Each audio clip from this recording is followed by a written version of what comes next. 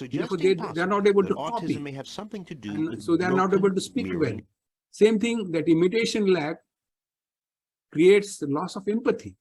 So the treatment, therefore, is what is called as imitation therapy. So first thing is, let us say, we show the video of their own action, and then subsequently they improve. So this was an imitation therapy. I wrote an article in Teen, where there is one center in Trivandrum on autistic child, and then where I suggested and to conduct a clinical trial. So let us come back to surgical education, what we are doing. So first thing I am going to show you is values, because what we lack today is values in medical education, because all these values are coming through mirror neurons. So one of the basic of all values is empathy. That is mediated through mirror neurons. So empathy is neurons in human anterior cingulate, which normally fire when you poke the patient with a needle. It's called a pen neuron. And they fire even if we watch somebody in pain. And I think that is beauty of these neurons. That's why they are called empathy neurons, Dalai Lama neurons, and Gandhi neurons. And so much so, watching pain and sensation of somebody, we get so much involved that we think it's your pain. And then brain has to declare that it is not mine. But then you are already in the shoes. So this is how the empathy comes. And this is one of the basic of values. So surgeons, physicians, we need to be high scale on empathy, because we as a business and profession, we work on empathy. And social emotions like guilt, shame, pride, embarrassment, disgust, they're all based on mirror neurons. So we get all these values, especially first 7 years from the parents. Then we get values from teachers, which are heroes like sports. And then from 14 to 20, we get peer values. And 21 and around, we establish ourselves. So what is important is all family values and parental values, they are first. And that's why when the student is coming to medical college, he's coming with all these values. And then these values are because of imitation. And while we imitate teachers, we imitate role models. And students follow the teacher. Now, it's a very basic thing. We don't follow the speech, we follow the action. So some teacher might be talking something and doing exactly opposite. Say he might be talking on don't smoke, and going outside he smokes. So I think that's how most important thing is we watch what he's doing. And that's why this is from Tukaram, who says, Bole taisa chale tachi vandi na paule. The one who speaks the way he talks, I'm going to worship him, respect him. Now look at the extreme respect. He says, Ange झाडीनं अंगण त्याचे दासत्व करीन, त्याचा होईन किंकर, उभा ठाकेन जोडून थर. That means I'm going to sweep his courtyard with my body. I'll be so this is, I think, an extreme end of a respect. And then obviously it is about how people to be followed. So role models are known to shape the values. I think we need to find out the role models. So as a teacher, we need to see that we become a role model and we work, we behave the way we speak. Because the moment we do that, students imitate, and then students follow, and then other students follow, and then another student follows, and then we have an epidemic of values in society. So I think this is something which we should add in our curriculum. Now, communication skills. This is coming through mirror neurons. So developing an affectionate relationship coming through the mirror neuron.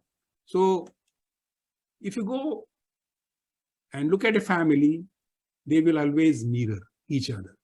So mirroring is something which is commonly done by father, son, and family. It is more done more often done by husband and wife. Now, because of this mirroring, an interesting thing happens.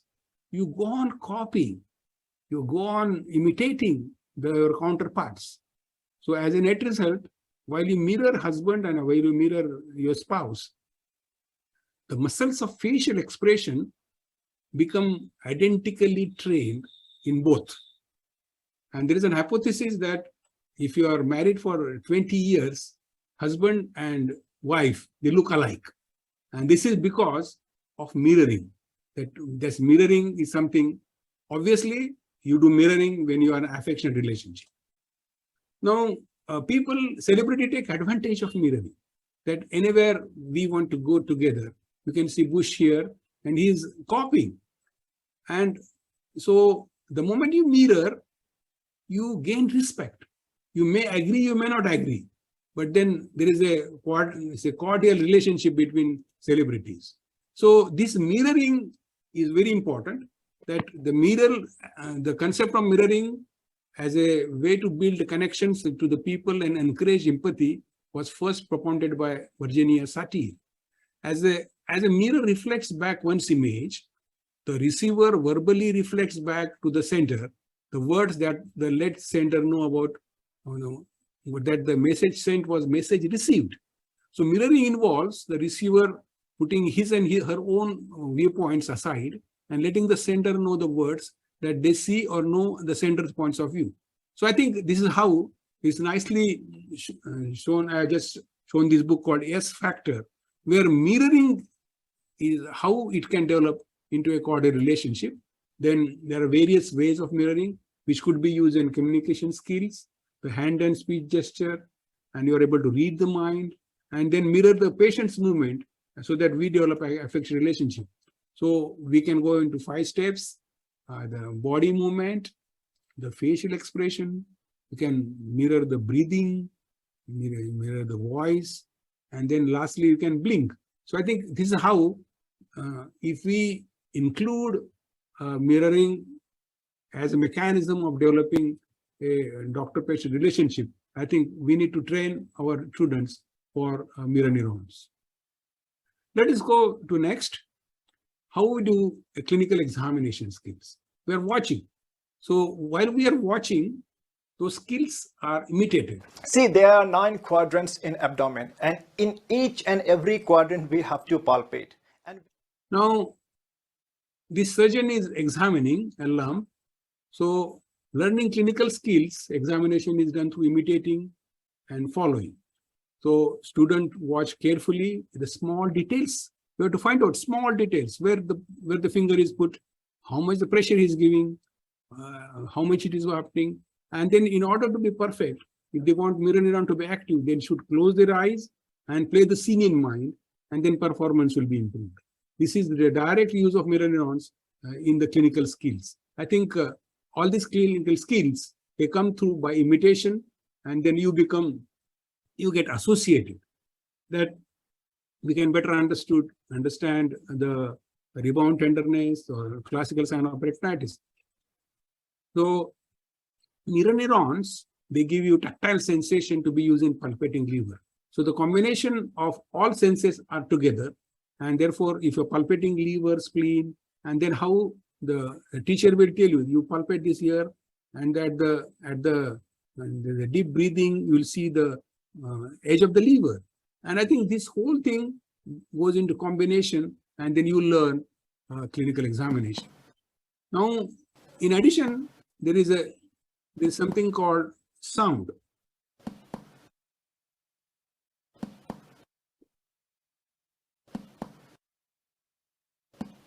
Now, if you're listening to the percussion note, and now I'm going to ask my patient to move laterally.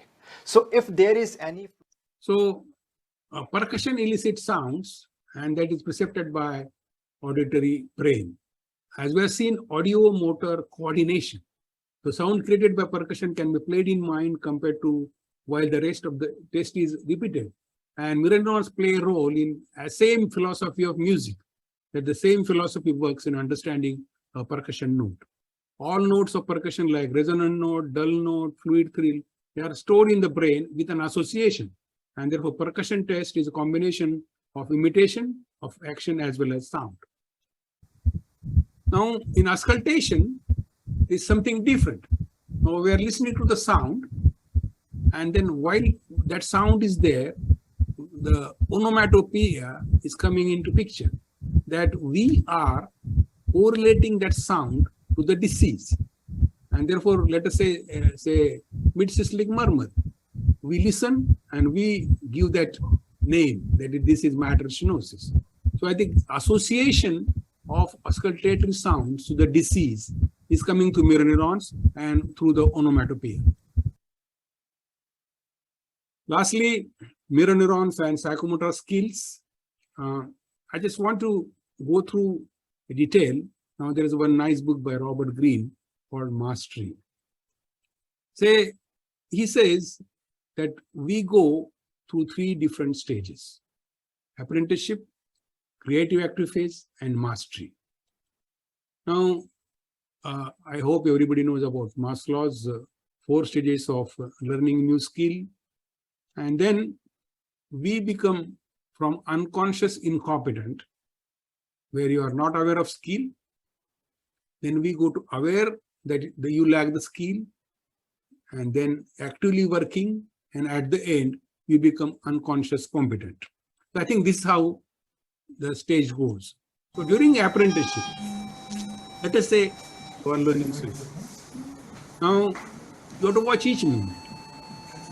The mirror neurons will be fired, the mental imitation of that movement, and then actual doing that movement will be helped as a mental record.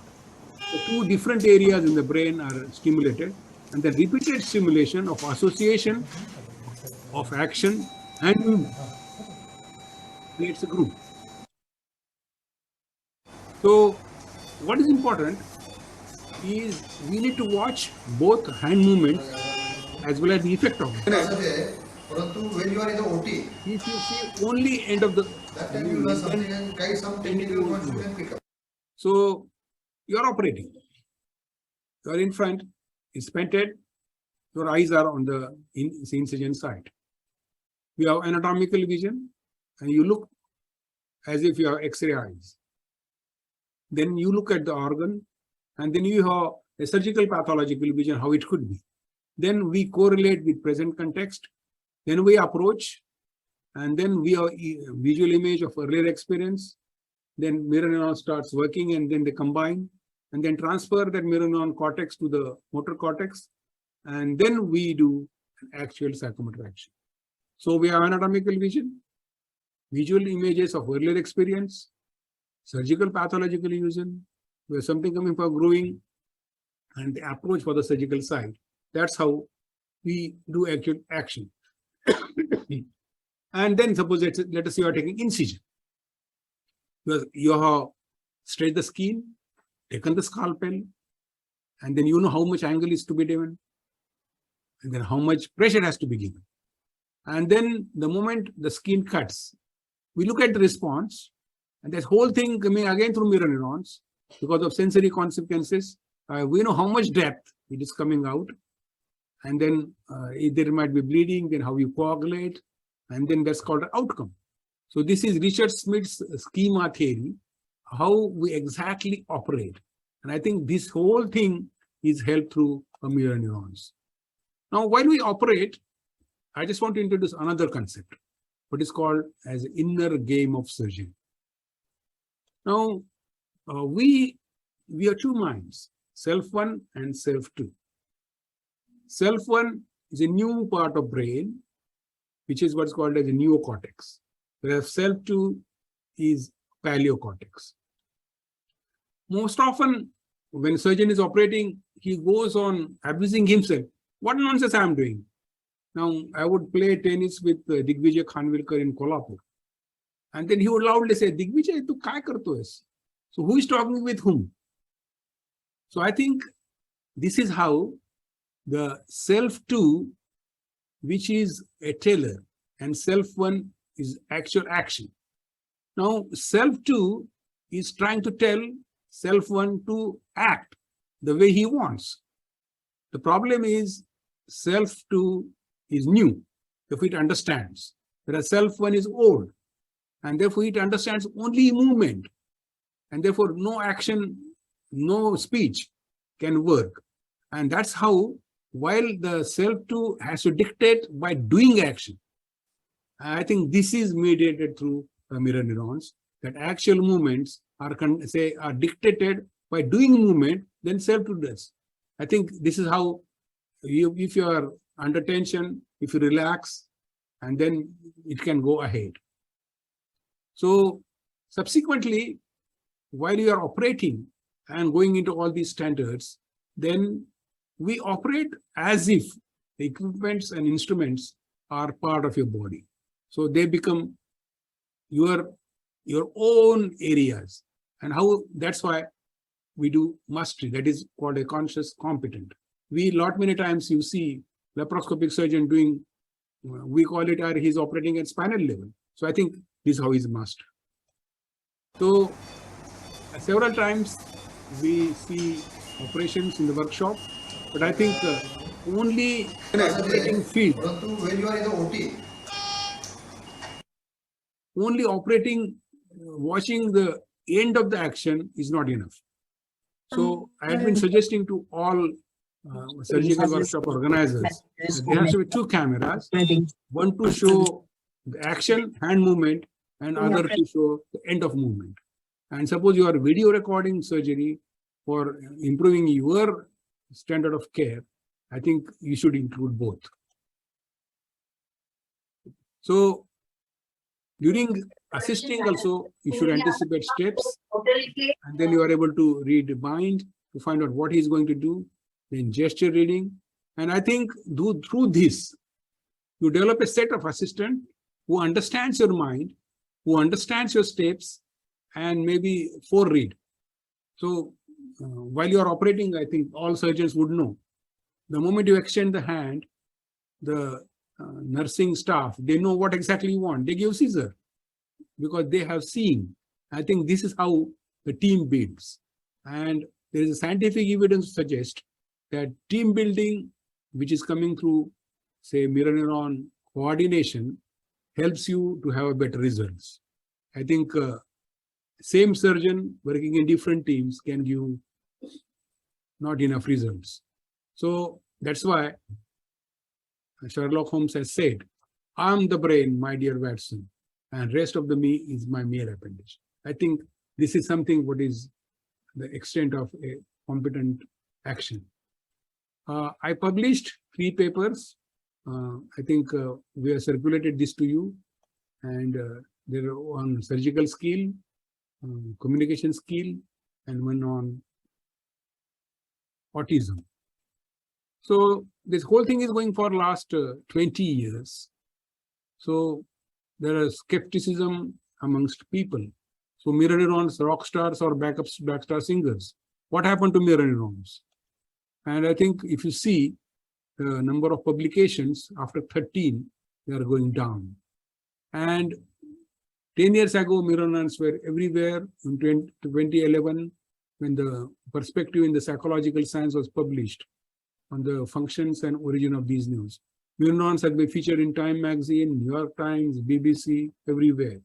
And at the end, all these papers, they are about alexithymia, autism, business management, empathy, imitation, language comprehension, language production, literary mimesis, post-traumatic stress, and schizophrenia.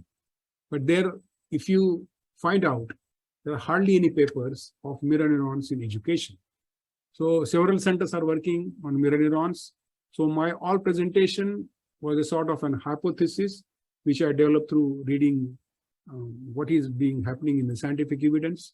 So actual research in this area is concerned. So as a medical educationist, we are, I think, most intellectual people working with a passion to develop a medical education.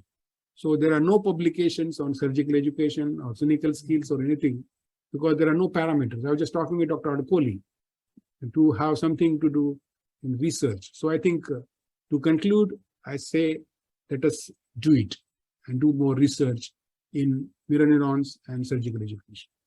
So I must say, अभी न पूछो हमसे मंजिल कहाँ है, अभी तो हमने चलने का इरादा किया है। ना हारे हैं ना हारेंगे कभी, ये किसी और से नहीं, खुद से ही वादा। Thank you. Thank you, Dr. Jamkar. When I read this topic in the advertisement, I was that caught my attention. But it sounded interesting, but I was, truly speaking, I was clueless. And you made it sound so simplified that we understand it. It's a very difficult topic that way. And the concepts we have to internalize. It will not come just, but you have made us aware and you have told us how these mirror neurons are important for appreciating art and music and learning also, social intelligence. You mentioned about language learning and mind reading. Also for the pathophysiology, as you have shown in that paper, your paper, and for value learning, empathy, as well as the social emotional feeling. And we understood also the rationale behind role modeling.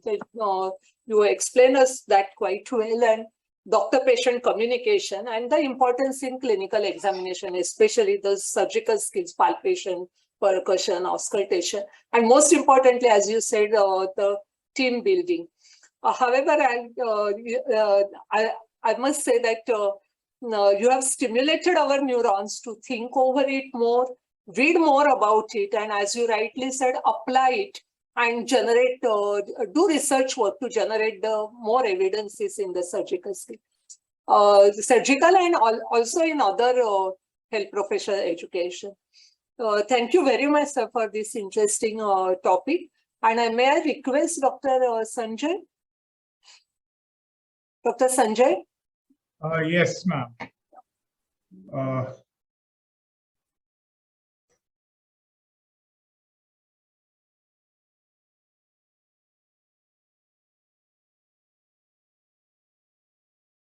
On behalf, we are honored to present on behalf of MEU India the Rita Memorial Oration to Dr. Arun Jamkar, and also we confer upon him the Lifetime Achievement Award, which he rightly deserves. Thank you, sir, for accepting and for delivering this beautiful oration. I mean, I'm sure from the messages being received in the chat box, every one of us have enjoyed it very much. Thank you once again on behalf of MEU India team and the brains behind it, especially Dr. Tejinder. Thank you, sir. So with this, I think we can end this session. Any questions? Vivek is there. No question, but a very illustrative talk, and really enjoyed.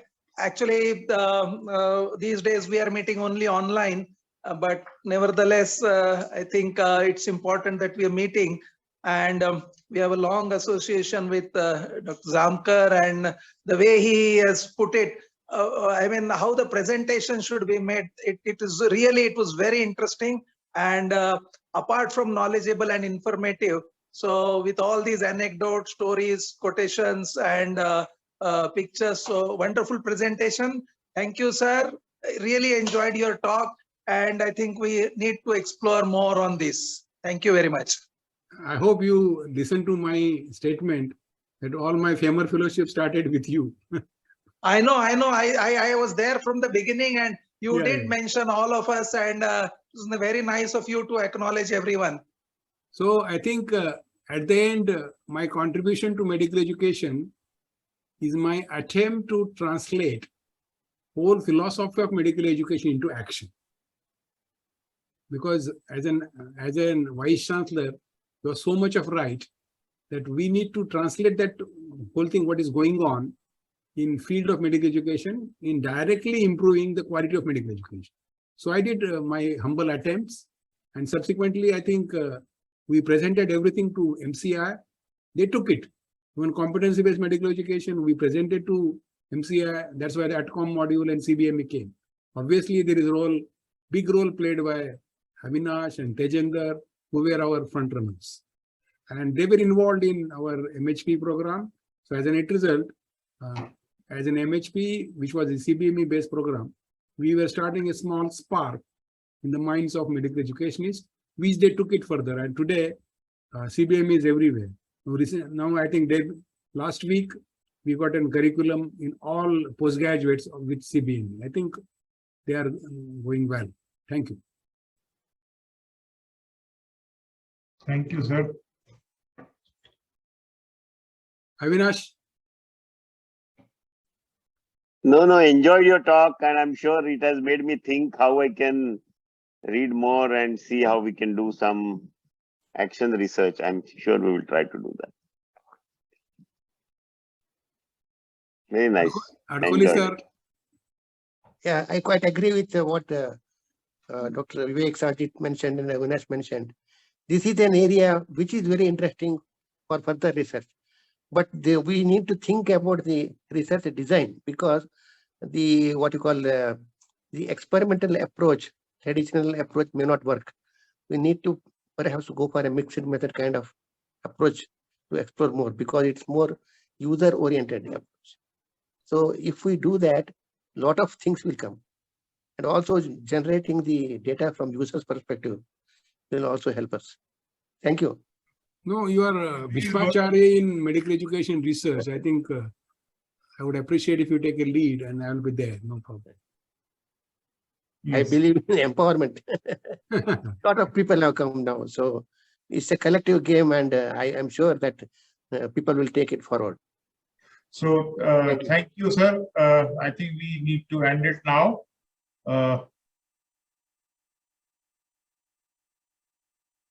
Thank you. Thank you, sir.